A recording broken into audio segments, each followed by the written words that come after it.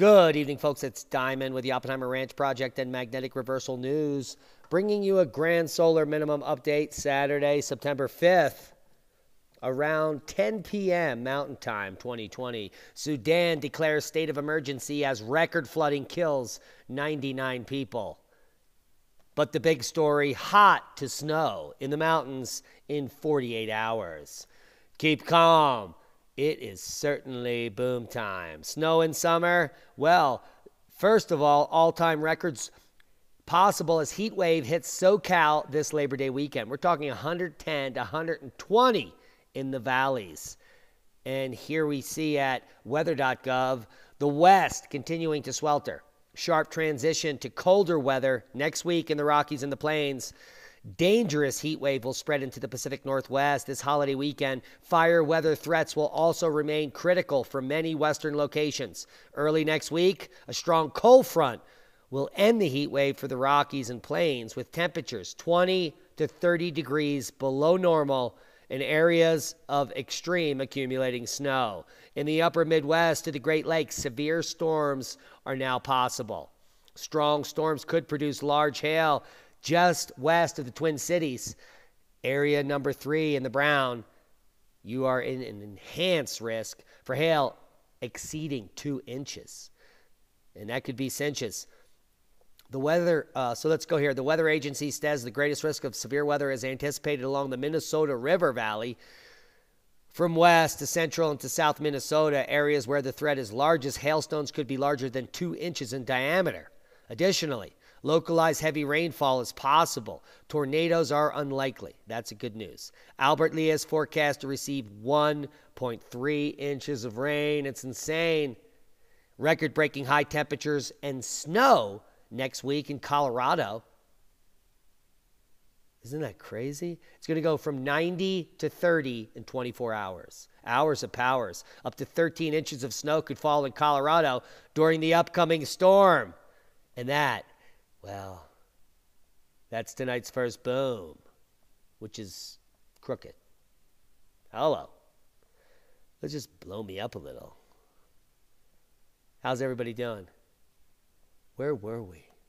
We were doing so well with the flow. You know, it's a big deal for everyone who farms, this storm. September snow could mean big problems for farmers. And here's the bad news. We predicted this 3 years ago. And then we reiterated it 2 years ago. That as we enter this, the beginning of the grand solar minimum, the weather, the jet stream shuts down, the meridional flow. And what you get is very bizarre seasons where right in the heart of the growing season in Kansas, they're going to be blanketed in snow. And this is after a derecho hit, another anomalous weather pattern. And in where I am on Tuesday night is the end of our season, which would give us a 72-day growing season, which is less than Anchorage, Alaska. So we're going to be doing our best to blanket up our squash and do everything we can as a mock-up in case, you know, for food scarcity, which is coming. We're going to be practicing. How well can we do to save the crops on these anomalous cold nights? This cold event here is going to last for 48 hours, and we're going to cover it. But it's a big deal for everyone who farms. And from Kansas up into Wyoming and Montana, it's going to be bad. And let me just read this article to you.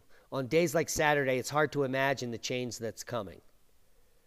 It's interesting to be working through record heat to prepare for record cold, said Claudia Farrell, owner of Berry Patch Farms in Brighton, as she stood looking at her crops in 100-degree heat. Now, we've been way in the 90s here. It's so blazing. Everyone's commenting on how hot it feels, and it's about to snow. Now, Colorado is preparing for a swing in temperatures rarely seen in early September, almost never. Seeing the forecast going from the 90s to the 30s on Tuesday can be exciting for some people because it's going to bring snow to the mountains. But for others, it can mean their livelihood is lost. Oh, Lord, please no. That's what went through my mind. And then you start mentally trying to prepare, said Farrell. It's concerning about the potential losses. It's concerning about the potential future, your ability to carry on. You've had 2 huge hits like this. And we'll have to see. So derecho, first week of September blizzard. It's painful, and many people will be grieving. And our hearts go out to them, and the same thing's going to happen here at our farm. They're also warning ranchers in southwest Wyoming and other regions to be careful about what's coming. It's going to be very dangerous. Now, a quick look at the entire stockpile of resorts in Colorado. All are showing snow. Even our region showing snow in the morning, an inch at Wolf Creek, 3 to 7 in the evening, and then at 1 to 2 the next day. So let's check out the GFS model, and it will blow your mind. There it is. So here's the progress of this unprecedented system hitting Alberta starting Monday morning, all day Monday in the high mountains, then spilling down into Montana and into Wyoming and into Colorado, over into Kansas and down into Texas, the nexus of the Schmexus. Record-breaking snow in some regions. Now, the snow totals in the mountains here had been epic for the last 3 runs. This run just came out about 30 minutes ago, and it then shifted the worry out here to central Kansas, where a huge band of up to 6 to 8 inches of snow and freezing temperatures are going to be falling on the crops. So a huge region of Kansas being affected, the panhandle of Oklahoma and North Texas, the nexus of the Schmexus. We're going to have major crop losses in these regions, as well as Wyoming. There's a huge swath of what's still sitting at 12 to 16 inches of snow in the major cattle ranching, grain growing regions of Wyoming, and almost all of the farming area of eastern Colorado is going to be hit by this.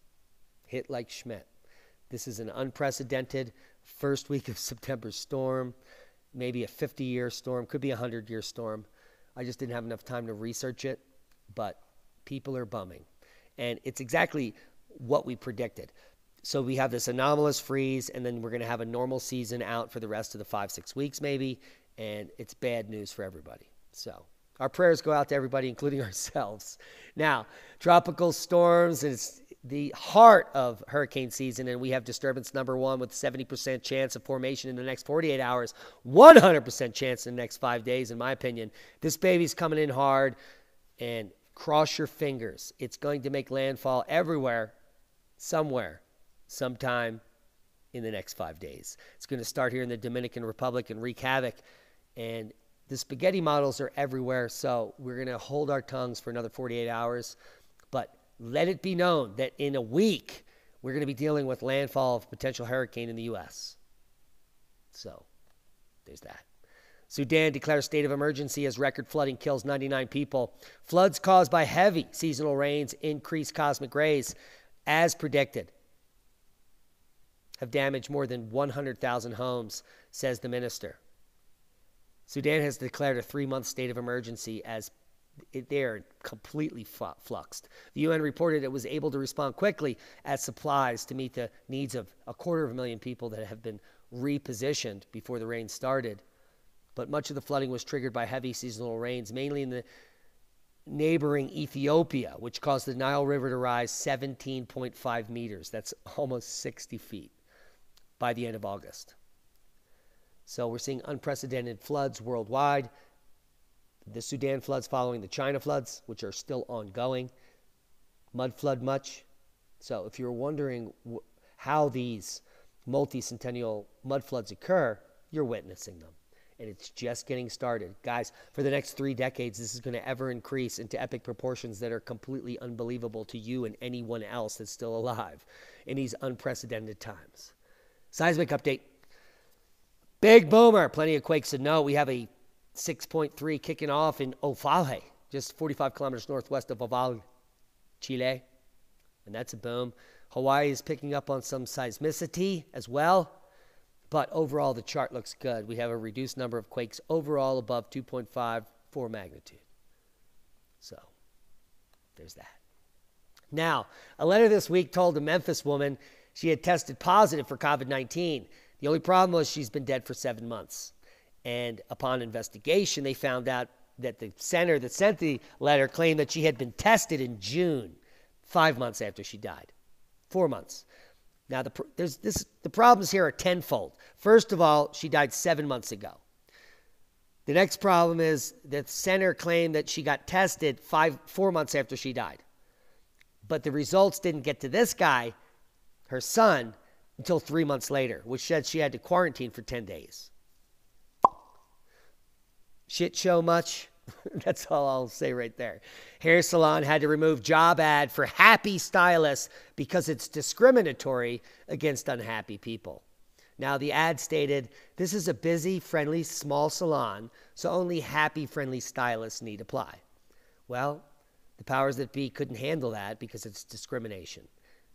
And apparently, all lives matter, including unhappy lives. So, it's getting jiggy out there. There is no such thing as a solar micronova, except there is. So, what we should glean from this is that Sci-Fi Wire didn't do much homework. And if you read the article, you'll find that they did almost none. They literally took the mainstream cream of the crop, top cream of the bullshit, and they just re-espoused it. It's almost nonsensical. They simply just did a Google search on the types of novas and gave you the definition from Wikipedia. They didn't look at any of the peer-reviewed papers. They don't even mention recurrent nova, which is what we're talking about, which would micronova falls under the category of recurrent nova.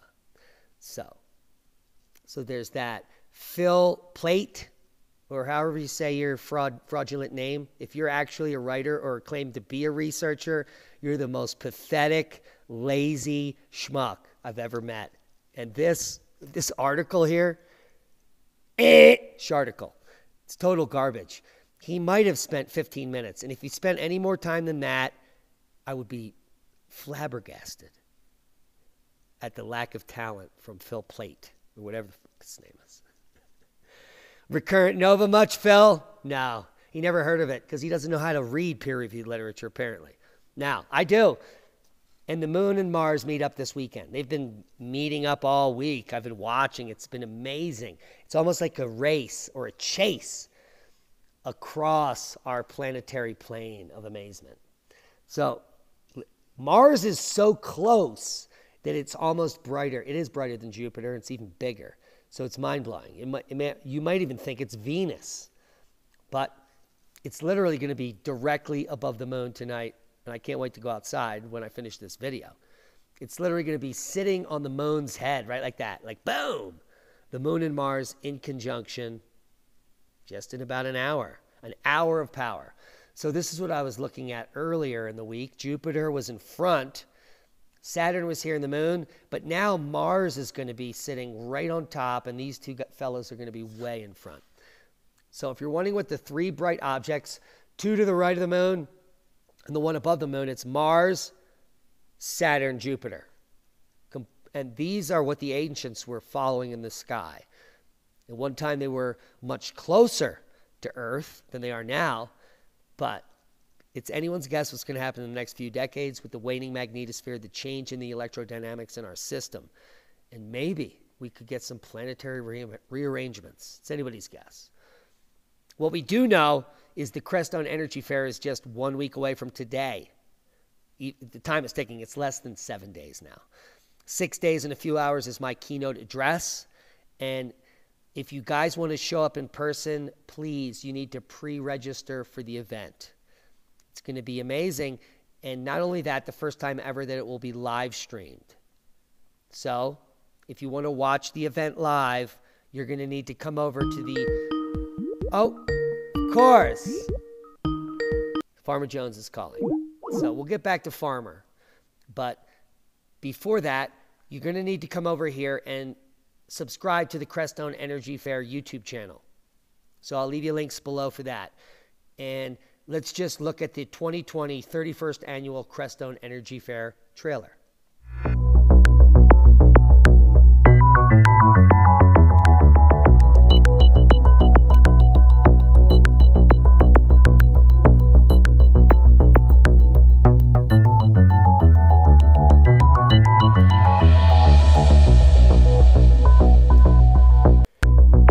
All right, so what do we got? September 12th is the event. You're going to need to subscribe to watch the live stream. 10 a.m. is the opening ceremony. You have to be there for the entire event. 11 a.m. to 12:30, sustainable. agriculture and permaculture, followed by alternative energy generation panel from 1 to 220, alternative building techniques from 3 to 4:30, followed by my keynote. And that is then followed by the Sonic Apothecary and 2 DJs. And the DJs and the live party can only be experienced by those that show up. The only way you can show up is if you subscribe to the Crestone Energy Fair channel and register for the event, or register to become a vendor. It's that simple. We want to see a huge support for the event online and in person. So if you're on the fence, trust me, go there. I mean, I can even show you some of the amazing stuff we're getting ready for the show. This is some of the Painted Mountain corn that I harvested today. It's dried already, and I got it out of there before the snow comes. Look at this ear of corn. This is some of the most amazing open pollinated, native, resilient corn, and I'm going to be giving it away for free. I'm going to be giving away over 4 pounds of purple orac, purple mountain spinach. We have cilantro and other free seeds we're going to be giving away. We're also giving away free cannabis, huge amounts, to all the volunteers, anyone who shows up. We also are going to be giving away free produce and other things. But you won't know unless you're there. So there's that. Hope you got something out of the video. Crestone Energy Fair, T-minus 6 days in a few hours. Hours of powers. Thanks to all our one-time donors, all of our subscribers, all the people that share these videos. It's because of you that we continue to do the work that we do. Be safe. We love you. And we'll see you at Crestone. Live stream or in person.